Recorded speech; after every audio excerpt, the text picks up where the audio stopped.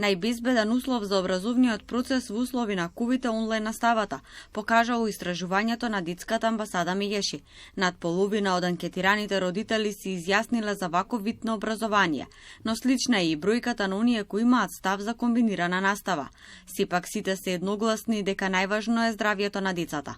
Свесни се за моментот на важноста на физичкото присуство во училиштето и тие гледаат кај своите деца дека има последици по децата, дека тоа не е заменливо, но секогаш има едно но, дека во моментот недвосмислено родителите истакнува дека здравјето е пред се. Досегашното искуство покажало дека онлайн наставата кај некои деца предизвикала позитивни промени, се вклучиле во домашните активности, се посветиле на своето хоби и читањето книги, но родители забележале дека некои деца станале депресивни, социјално изолирани или незаинтересирани. Ако се има добра волја, може да се направи навистина да биде комбиниран во зимскиот период онлайн, а во есенскиот и пролетниот настава во природа, на отворено, со можност во училишниот двор да се изведуваат некакви активности, едноставно децата да си ги видат своите другарчиња и своите наставници. Физичкото присуство на децата во училиште е незаменливо,